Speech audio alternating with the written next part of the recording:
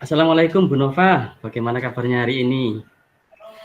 Alhamdulillah baik, Bapak gimana kabarnya? Alhamdulillah baik, luar biasa. Bu Nova, ini tadi hujan pertama nih di Pasuruan. Iya Pak, ada Jadi hujan saya baru pertama di merasakan. Pasuruan.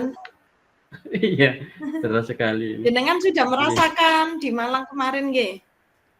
Oke, kalau di Malang kemarin berkali-kali hujan, tapi di Pasuruan baru kali ini saya merasakan. Baru kali ini, Makanya, alhamdulillah. iya. Makanya saya hari ini pakai jaket ini karena agak dingin ternyata kalau pas hujan. Oh, Biasanya kalau saya masih panas. gerai nih Pak. Oh, ngaten. Nggih. Bu Nova, kali ini kita akan diskusi ngomongin apa nih Bu Nova? Begini Bapak, ada sesuatu yang mengganggu di pikiran saya nih Pak, terkait pembelajaran yang ada di kelas saya. Iya, Bu Nova, memang kalau kita sebagai seorang guru yang ingin meningkatkan kualitas pembelajaran, maka selalu saja ada masalah-masalah yang muncul gitu Bu Nova ya, terkait Iya benar dengan Bapak. pembelajaran. Nggih. Nantinya Bu Nova di akhir diskusi ini apa nih yang Bu Nova harapkan setelah Eh, kita saya melalui ingin diskusi mendapat nanti? Saya ingin mendapatkan solusi dari masalah saya ini, Pak. Saya sudah berupaya melaksanakan pembelajaran yang berpusat pada murid, tetapi murid-murid saya belum semuanya bisa mengikuti pelajaran. Selalu ada saja murid yang tidak mengikuti pelajaran saya dengan baik, Bapak. Nggih.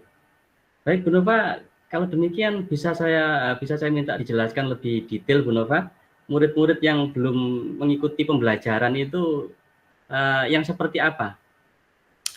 Ya, Pak, ya seperti itulah, Pak. Selalu saja ada anak-anak yang ngobrol sendiri sama temannya, ada yang, masih belum bisa memahami pembelajaran yang saya lakukan, yaitu pembelajaran yang berpusat pada murid tadi itu, Bapak.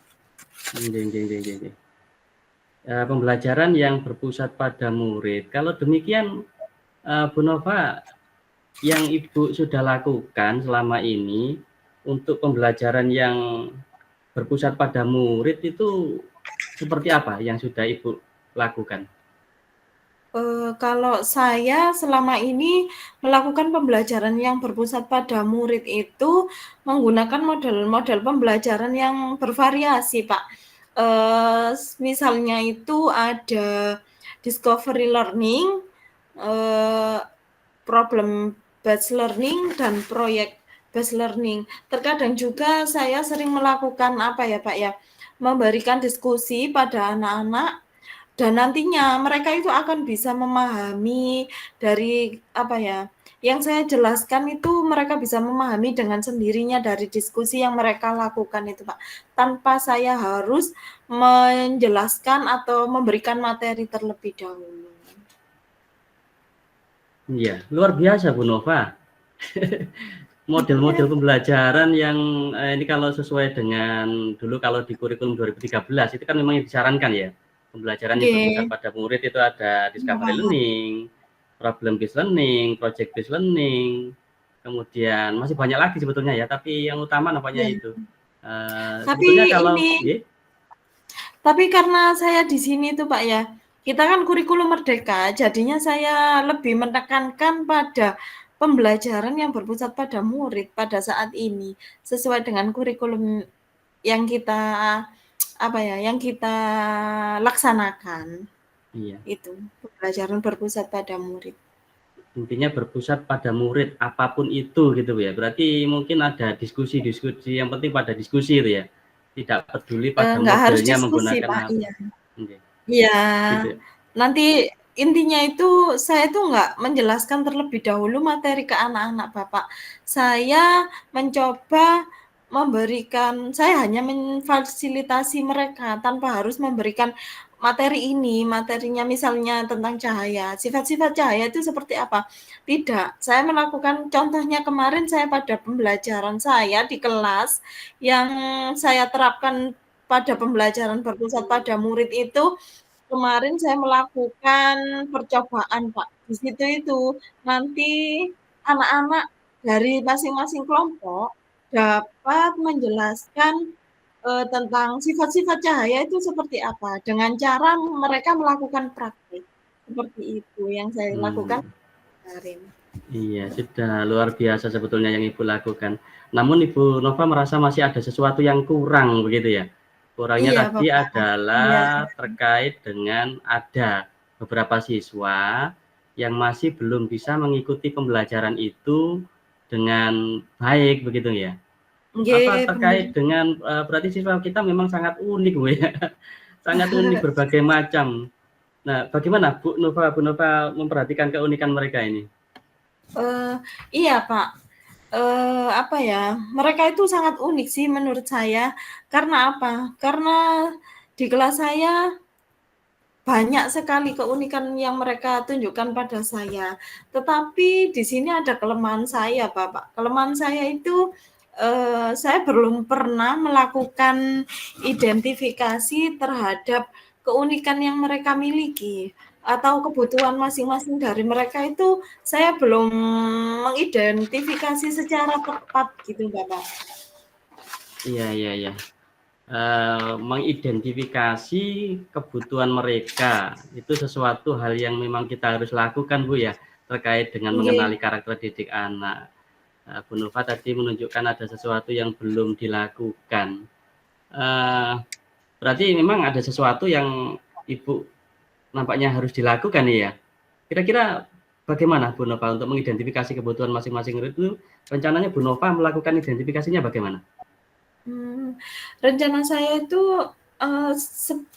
seharusnya itu tidak sulit sih, Pak, menurut saya. Dalam konsep pembelajaran berdiferensiasi, kita bisa melakukan identifikasi kebutuhan setiap murid melalui asesmen diagnotis sebelum pembelajaran yang saya lakukan itu dilaksanakan, Pak. Karena kan dengan asesmen diagnotis itu nantinya kita akan bisa memahami kebutuhan masing-masing siswa kita. Dari situ, dari asesmen itu, kita dapat mengetahui kelemahan-kelemahan siswa kita, terutama tadi di permasalahan saya, kelemahan siswa kita dalam tidak bisa mengikuti pembelajaran yang berpusat pada murid tadi itu, Bapak.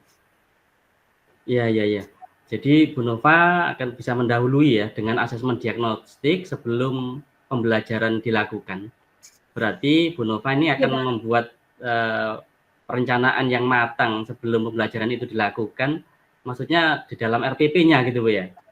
Oh, iya, Pak, benar sekali. Sebaiknya sudah saya cantumkan dalam RPP sehingga dalam pelaksanaannya nanti betul-betul tidak ada kebutuhan murid yang terlewatkan. Jadi dari keseluruhan tadi asesmen itu yang ada di RPP, nantinya saya akan bisa, mengetahui, oh ini murid yang lemah, ini yang jadi kebutuhan murid itu akan terpenuhi semua.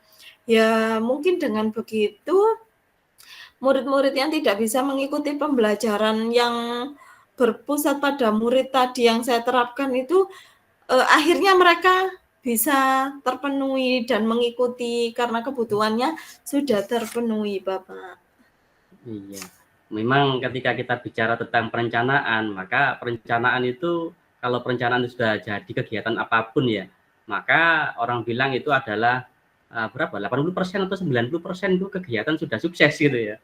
Perencanaan matang, Nggih, maka bener. kegiatannya itu 90% sudah sukses, tinggal 10% pelaksanaannya saja. Kalau demikian Bu Pelaksanaan, nggih. Nova, kapan nih akan dimulai merubah atau memperbaiki RPP-nya yang terkait pembelajaran berdiferensiasi tadi? Saya akan merubahnya, mungkin sesegera, Pak. Segera setelah pertemuan ini saya akan membuat instrumen asesmen diagnostisnya. Iya, semakin cepat semakin baik gitu kan ya Bu Nova Nggih, bener, prinsipnya. Bapak. Kalau nanti saya Ya. tunda, jadinya saya kadang lupa, kadang apa, jadinya nanti saya nggak bisa deh membuat asesmen diagnostisnya. Iya, Mungkin iya, iya. segera nanti Heeh. habis ini saya akan membuat asesmen diagnosis. Iya, luar biasa Bu Nova. Kalau demikian Bu Nova, kira-kira nanti ada nggak rekan-rekan yang dilibatkan dalam penyusunan instrumen asesmen diagnostiknya nanti, atau pembuatan RPP-nya nanti? Rekan-rekan sejawat Oh, atau siapa gitu? tentu saja Bapak, untuk memperlancar dan sebagai bahan referensi saya akan berdiskusi atau berkolaborasi tentang pembelajaran diferensiasi khususnya pada penyusunan instrumen asesmen diagnostis ini dengan rekan-rekan guru lain. Misalnya di tempat saya kan ada 2 rombel nggih Bapak nggih. Kelas 5 itu ada kelas 5A dan kelas 5B. Mungkin saya nantinya rencana saya akan berkolaborasi dengan guru kelas 5A. Iya Bu Nova, memang dengan diskusi dengan siapapun itu kan kita bisa melihat perspektif yang berbeda, dengan sudut pandang yang berbeda. Permasalahan itu akan lebih mudah dipecahkan kalau dengan banyak kepala, intinya begitu kan, Ji. Jadi melibatkan rekan sejawat itu Nggih, memang ya nggih. kita butuhkan Bu Nova gitu. Oke, oke. Baik Bu Nova, ini kita sudah berada di ujung sesi diskusi nih. Kira-kira apa yang Ibu sudah dapat sampai dengan saat ini di ujung sesi ini? Sudah di ujung sesi ya Bapak ya, tidak terasa. Mungkin yang saya dapatkan adalah alhamdulillah saya sudah menemukan solusinya. Saya akan memecahkan masalah beberapa siswa yang tidak dapat mengikuti pembelajaran dengan baik. Tadi yang tadi saya jelaskan tadi melalui pembelajaran berdiferensiasi. Tentunya saya harus melakukan persiapan dengan baik, Bapak. Melalui asesmen diagnosis terlebih dahulu dan semuanya itu akan saya cantumkan dalam RPP nanti. Ya, Bu Nova, saya tidak sabar nih melihat hasil dari implementasinya Bu Nova nanti. Kira-kira nanti setelah implementasi itu kita kapan ya bisa ketemu lagi? Mungkin kita bisa ketemu minggu depan nggih Bapak nggih, karena nanti saya rencananya kan mau buat RPP-nya, lalu saya terapkan di minggu ini, nanti hasilnya akan saya diskusikan, saya sharing-kan dengan Bapak kembali di minggu depan mungkin Pak nggih. Kita akan bertemu kembali. Oke, siap. Senang sekali saya menunggu perkembangannya Bu Nova, nggih. Terima kasih Bu Nggih, siap Nova. Bapak, nggih. Nggih. Sama-sama Jangan Bapak. jangan segan-segan untuk berdiskusi dengan kami lagi loh Bu Nova, nggih. Siap, nggih. Nah, Terima kasih juga sudah sama- mendengarkan sharing saya. sama-sama, semoga bermanfaat untuk peningkatan kualitas pendidikan anak-anak kita, nggih Bu Nova. Ya, kita Nggih, akhiri amin dulu. Bapak. Nggih. Oke, terima kasih. Assalamualaikum warahmatullahi wabarakatuh. Waalaikumsalam warahmatullahi wabarakatuh.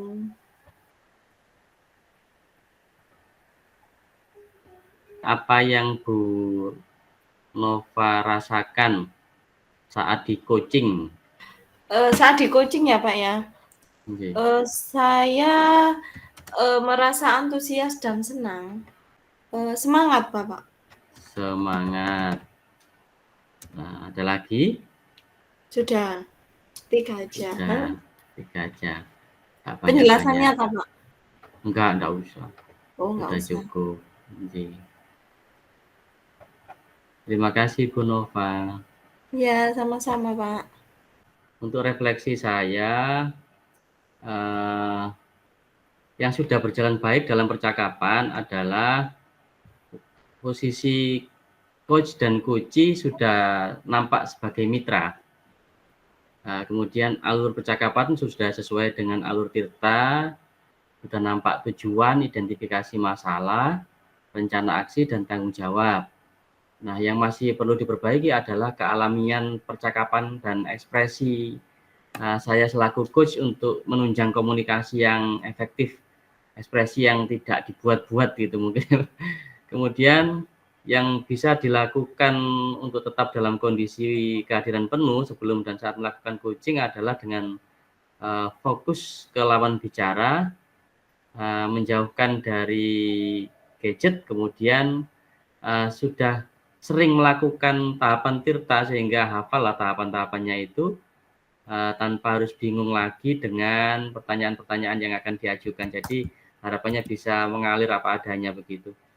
Kemudian untuk memperbaikinya saya akan melakukan latihan coaching dengan lebih bervariasi orang dan masalahnya, kemudian juga merekam proses komunikasinya serta meminta umpan balik dari coach setelah percakapan dilakukan. Selanjutnya saya akan mencoba lagi percakapan coaching dengan rekan yang lain dan tentunya dengan masalah yang berbeda juga. Untuk umpan balik dari coach saya tadi adalah Bu Nova Prihatin Tias ya.